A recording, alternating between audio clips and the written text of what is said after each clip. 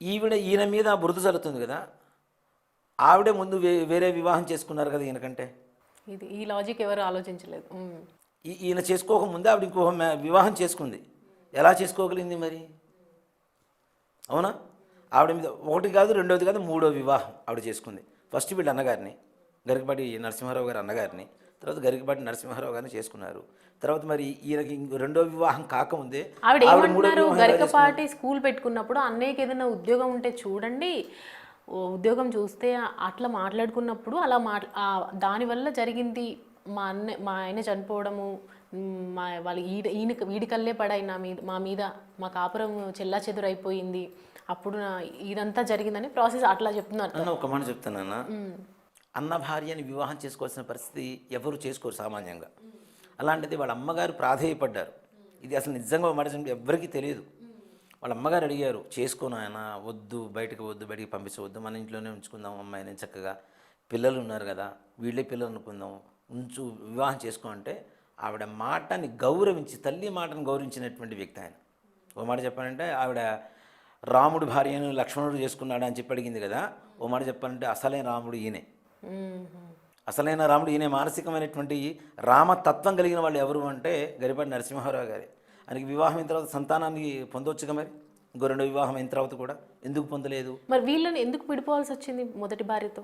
ఎవరు? ఈ కామేశ్వరి గారు. ఒక మాట చెప్పానంటే ఇది నిజంగా నేను ఓపెన్గా చెప్తున్నానమ్మా. గరికపాటి నరసింహారావు గారు ఆయనకు ఉండేటువంటి పాండిత్యాన్ని నలుగురికి పంచాలి, అందరికీ తెలియచేయాలి, మన సనాతన ధర్మాన్ని బ్రతికించాలి అనేటువంటి ఒక ఆలోచనతో ఆయన ఏం చేశారు అంటే, ఆంధ్ర మహాసభలు, ఈ సభలకు వెళ్ళటం, ఈ బిజీలో ఉన్న సమయంలో ఖచ్చితంగా చెప్తున్నాను, ఇది కావాలంటే నేను రూఢితో సహా, ప్రూఫులతో సహా ప్రూవ్ చేస్తాను. నేను తీసుకొచ్చి మనుషుల్ని, ఒక వయోలిన్తో ఆవిడకి పరిచయం ఏర్పడింది. కొడుకుల్ని ఇద్దరిని ఇంట్లో పడేసి ఆవిడ వెళ్ళి పెళ్లి చేసుకుంది అతనితో. మరి డివోర్స్ తీసుకోకుండా ఏం చేస్తారు ఈయన? ఈ సంగతి ఎవరికైనా తెలుసా? తెలియదు. ఈ కోణం ఎవ్వరికీ తెలియదు. తెలియకుండా ఇష్టం వచ్చినట్టు ఆయన మీద బురద జల్లేసి, ఓ కామాంధుడు, నీచుడు, చీకటి కోణాలు, అది ఇది అని ఇష్టం వచ్చినట్టు వ్యూస్ కోసం ఇష్టం వచ్చిన తమ్లైన్స్ పెట్టేసి వదిలేస్తున్నారు రోడ్ల మీద. దానివల్ల ఏం నాశనం అవుతున్నారు? మనమే నాశనం అవుతున్నాం. ఆయనకేమింది, హాయి ప్రశాంతంగా ఉంటారు. చెప్పకపోతే ఆయనకు గడవదా? ఆయనకున్న ఆస్తిగా ఆయనకు గడవదా? ఈవిడ ఆస్తి తీసుకున్నారని చెప్పి ఆవిడ చెబుతుంది. ఆయనకున్న ఆస్తి ముందు ఈవిడకున్న ఆస్తి ఎంత చెప్పండి? అవునా? ఈవిడ తర్వాత వివాహం చేసుకున్నారు. మరి ఆయనకంటే ముందు వివాహం ఎలా చేసుకోగలిగారు ఆవిడ? ముందు పరిచయం లేకుండా వయోలిన్ని, ఒక వయోలిన్ విద్వాంసుడు, ఈవిడ సంగీత కచేరీలు చేస్తూ ఉంటుంది. ఆ సంగీత కచేరీలో పరిచయం అయినటువంటి వయోలిన్ విద్వాంసుడిని వివాహం చేసుకుంది ఈవిడ. ఆయనకంటే ముందు కానీ ఈవిడికి మూడో వివాహం అయింది, ఆయనకి రెండో వివాహానికి ముందే. ఎలా అయింది మరి? ఓకే, ఈయన కామాంధుడు అనుకుందాం, మరి వివాహం ఒప్పుకోకుండా వివాహం అయితే చేసుకోలేదుగా. అవునా? మరి ఒక ప్రవచనంలో గొల్లపూడి మారుతిరావు గారు ఒక సభ నిర్వహించారు. సభ నిర్వహిస్తే సభలో వీళ్ళిద్దరూ కలిసి ఉన్నారు. కామేశ్వరి గారు, గరికపాటి నరసింహారావు గారు సభలో కూర్చొని ఉన్నారు. కూర్చొని ఉన్నప్పుడు ఆవిడ వారంటే ఎంత ఇష్టమో, ఎలా ఉంటారో ఎలా చెప్పగలిగింది మరి? ఆయన అంటే ఇష్టం లేకుండా, ఆయన కామాంధుడు అని చెప్పి మాట్లాడుతుంది కదా, నీచుడు, ఆయన పేరే నోట్లో పలకడం ఇష్టం లేదు అని. ఆయన పేరు పలకాలి అంటే నరసింహారావు గారు కదా, నారసింహ శబ్దాన్ని పలికితే లోపల ఉండేటువంటి సకల పాపాలు నాశనం అవుతాయి. ఆ సంగతి తెలుసుకొని ఒకసారి ఆయన పేరుతో ఉన్న స్వామివారిని తలుచుకుంటే ఆవిడకుండే చేసిన పాపాలన్నీ కూడా పోతాయి. ప్రతి ఒక్కళ్ళు ఆడవాళ్ళు చెప్తే ఇది కరెక్ట్ అనుకుంటే తప్పు. ఎవరి కోణంలో వాళ్ళు చెప్తూ ఉన్నారు. అసలు నిజమైనటువంటి ఆ నిజానికి ఉండేటువంటి కోణం ఏంటో చూడకుండా ఇష్టం వచ్చినట్టు మాట్లాడటం అనేది చాలా తప్పు. నిజంగా ఒక మాట చెప్తానన్నా, ఇప్పుడు అన్నగారి కొడుకులు ఈయనకు సంతానం తీసుకోవచ్చు కదా రెండో వివాహం అయిన తర్వాత. ఆ ఇద్దరు కొడుకుల్ని ఎందుకు ఇచ్చేస్తున్నారు? అవునా? కొడుకుతో క్రిమినల్ కేసులు పెట్టించారని చెప్పారు. అవును, వాలి సుగ్రీవుని కథ చెప్పినందుకు నా మీద క్రిమినల్ కేసు పెట్టించారు అని చెప్పారు కదా ఆవిడ. మరి అసలు కొడుకులు నిజంగా నువ్వు ప్రేమగా చూసుకున్నట్టయితే నీ కొడుకులు నీ మీద ఎందుకు కేసు పెడతారు? తండ్రి చెబితే పెడతారా? బయటికి రాలేరా? వాళ్ళు బ్రతకటం లేదా? వాళ్ళకి జీవనాధారణ లేదా? వాళ్ళకి విద్య లేదా? లేదు, మా అమ్మ ఆవిడ నువ్వు ఎట్లా నాతో కేసు పెట్టిస్తామని చెప్పి వాళ్ళ నాన్నతో యుద్ధం చేసేటువంటి పరిస్థితి లేదా? వాళ్ళకి బయటకు వస్తే వాళ్ళకి బ్రతుకు తెరువు లేదనుకుంటున్నారా? ఉంది కదా. వాళ్ళకుండే విద్య అయితే ఎక్కడికి పోదు కదా. మన జేబులో ఉండేటువంటి 100 కోట్ల రూపాయల డబ్బులైనా ఎవరైనా దొంగతనం చేయగలుగుతారు. మస్తకంలో ఉండేటువంటి విద్యను ఎవరు దొంగతనం చేయలేరు కదా. వాళ్ళకి విద్య ఉంది కదా, ఆల్రెడీ మనం చూస్తున్నాం కదా, వాళ్ళ ప్రవచనాలు కూడా చూస్తున్నాం కదా కొన్ని కదా. మరి అలాంటప్పుడు వాళ్ళు బయట చదువుకొని బయట బ్రతకగలిగినటువంటి స్తోమత ఉన్నటువంటి వ్యక్తులు కూడా తల్లి మీద కేసు పెట్టాల్సిన పరిస్థితి వచ్చిందంటే నువ్వు వాళ్ళని ఏ హీనమైనటువంటి పరిస్థితుల్లో వాళ్ళిద్దరిని వదిలేసి వెళ్ళిపోయావో వాళ్ళకి ఇప్పటికీ గుర్తుంది. కావాలంటే ఇప్పుడు తీసుకుని వెళ్ళి నీ కొడుకులు నీ దగ్గర పెట్టుకో, కావాలంటే వస్తారా? ఎందుకు రావటం లేదు? భర్త నీచుడు అనుకుందాం, మరి కొడుకులు ఎందుకు దగ్గర రావటంలా?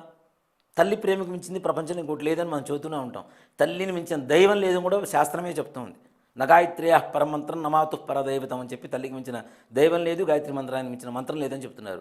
మరి అలాంటి తల్లిని కూడా ద్వేషించేంత స్థాయిలో, అంటే తల్లి అనేటువంటి ఒక పదానికి కూడా కళంకం తెచ్చినటువంటి నువ్వు ఒక పెద్ద అంటే భారతదేశంలో ఉన్నటువంటి అత్యున్నతమైనటువంటి పురస్కారాన్ని పొందినటువంటి కొంతమంది హిందువుల్ని, తప్పుదోవ పడుతున్నటువంటి హిందువుల్ని సరైనటువంటి దారిలో నడిపిస్తున్నటువంటి ఒక మహానుభావుడి మీద ఇన్ని సంవత్సరాల తర్వాత 2001లో నువ్వు బయటికి వెళ్ళిపోతే 2024 నువ్వు గొడవ చేయాల్సిన అవసరం నీకేంటి? 25 సంవత్సరాల 24 సంవత్సరాలు నాన్న, దాదాపు 23 సంవత్సరాలు 24 సంవత్సరాలు. ఇన్ని సంవత్సరాల తర్వాత నువ్వు ఎందుకు గొడవ చేస్తున్నావు? ఎవరు నీ వెనక ఉండి నడిపిస్తున్నారు? హిందుత్వాన్ని నాశనం చేయాలని నీకు ఎందుకు అంత ఇది పుట్టింది? నువ్వు నేను హిందువుని, నేను పూజ చేసుకుంటుంటాను, నా ఉపాసన చేసుకుంటాను, అది చేస్తాను ఇది చేస్తానని చెప్తున్నావు. అంత ఉపాసన చేసేటువంటి అమ్మవారు నీకేం చెప్పింది? నువ్వు చేస్తున్న దేవుడు నీకేం చెప్పాడు? ఎదురువాడి జీవితాన్ని నాశనం చేయి, హిందుత్వాన్ని నాశనం చేయని చెప్పి దేవుడు చెప్పాడా? అలా నువ్వు చేయడం వల్ల ఏం నాశనం అవుతుందని నీకు ఆ మాత్రం ఆలోచన లేదా? నువ్వు సంస్కృతి ఫ్యాకల్టీ ఆవిడ, కాలేజెస్లో సంస్కృతి చెప్తూ ఉంటారు ఆవిడ. ఆవిడతో పాటు పని చేసిన వాళ్ళు నాకు తెలుసు. అంటే ఆవిడ గురించి మీకు సవివరంగా ఆవిడతో పరిచయం ఉన్నటువంటి వ్యక్తులతో నేను మాట్లాడిన తర్వాతనే మీడియా ముందుకు వస్తున్నాను. లేకపోతే ఇంతవరకు ఇదే ఫస్ట్ వీడియో నేను ఆయన వారి గురించి చెప్పడం కూడా. ఓ మాట చెప్పాలంటే సవివరంగా ఆయన ఉన్న పరిస్థితి ఏంటి, ఆయన ఉన్నత భావాలు ఏంటి, ఆవిడ చేసిన పరిస్థితులు ఏంటి, నిజంగా చెప్తున్నాను. నా పిల్లలు ఇద్దరిని కూడా వదిలేసి వెళ్ళిపోయింది ఆవిడ ఇంకో ఆయన వివాహం చేసుకోవడానికి. మరి అది తప్పు కదా? నువ్వు రోడ్డు మీద పడేసిపోయినప్పుడు ఆయన ఆదుకున్నాడు, సొంత కొడుకులాగా చూసుకున్నాడు. ఎంత అన్న కొడుకులు ఉన్నా సొంత కొడుకును ఇంకో కొడుకు కావాలంటే తీసుకోవచ్చు, లేదా కూతురు కావాలంటే పుట్టొచ్చు. కానీ వాళ్ళు ఎవ్వరూ వద్దు, వీళ్ళిద్దరి మీదనే ప్రేమ పోతుంది, ఇంకో కొడుకో కూతురు పుడుతుంది అని చెప్పి ఆ చేసుకున్న రెండు ఆవిడ చేతులు ఆవిడ కాళ్ళు కూడా దండం పెట్టారు. ఎవరైనా మాతృత్వాన్ని కోరుకుంటారు. ఆవిడ చాలా మంచివారు. మొదటిసారి చెప్తున్నారు ఇప్పుడు కామేశ్వరి, తన భార్య గరికపాటి భార్య మంచిదే, నాకు పిల్లలిద్దరికీ ఆదుకుంది, అన్నం పెట్టిందని చెప్తుంది. ఆమె బాధ అంతా గరికపాటి గారి మీద. మరి ఈయన చెప్పకపోతే ఆవిడ ఆదుకుంటుందా? మనకొద్దు, మన ఇద్దరికి సంతానం ఉంటే బాగుంటుందని చెప్పి ఈయన చెప్తే ఆవిడ కాదంటుందా? ఏ ఆడవాళ్ళు మాతృత్వాన్ని కోరుకోరు చెప్పండి? అవునా? ఈవిడి కాదు, ఈయనకు కాదు, ఈయన అన్నకు పుట్టిన పిల్లల్ని ఈవ కొడుకుల్లాగా చూసుకోవడానికి గల కారణం ఎవరు? గరికపాటి వారేగా. వారు చెప్పకపోతే ఇది ఆవిడైతే చూసుకోదుగా, అవునా? మరి అలాంటప్పుడు ఆవిడ మంచిది, ఈయన చెడ్డవాడు అని చెప్పి ఎట్లా మాట్లాడతారు? చెప్పింది మూలం ఈయనే కదా, నా అన్న కొడుకులు నా కొడుకులే, మనకి సంతానం వద్దు, వీళ్ళు ఉంటే చాలు అని చెప్పి వాళ్ళని చేశారు. ఇవాళ రోజున అందరూ మరి వాళ్ళు కూడా ప్రవచనాలు ఇస్తున్నారు.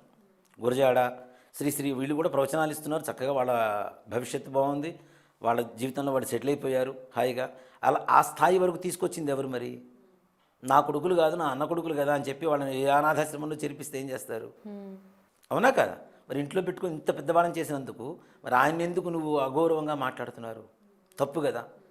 అంటే అన్నీ తెలిసి కావాలని చెప్పి నా ఉద్దేశం అయితే ఇదేనన్నా, తప్పనిసరిగా హిందుత్వాన్ని దెబ్బతీయడానికి కొన్ని దుష్ట శక్తులు ఆవిడ వెనక ఉండి నడిపిస్తున్న సంగతి మాత్రం ఇక్కడ అవగతమవుతుంది, అందరికీ తెలిసిపోతుంది, అర్థమవుతూనే ఉంది. పర్సనల్ లైఫ్ని ఎవరు అసలు తొంగి చూడాల్సిన అవసరం లేదు. ఒకటి చెప్తానన్నా, నెగిటివ్లో కూడా పాజిటివ్ వెతకగలగాలి. అలాంటిది పాజిటివ్లో కూడా నెగిటివ్ వెతుకుతాము అంటే ఇంకెక్కడ అర్థం ఉంటుంది నాన్న? ఎవరికుండే బాధలు వాళ్ళకుంటాయి, ఎవరికుండే సమస్యలు వాళ్ళకుంటాయి. దాని కాకుండా ఆయన చెప్పే మంచి మొత్తం తీసి పక్కన పడేశారు. ఒక్కసారిగా గరికపాటి వారి చీకటి కోణాలు అని పెట్టారు.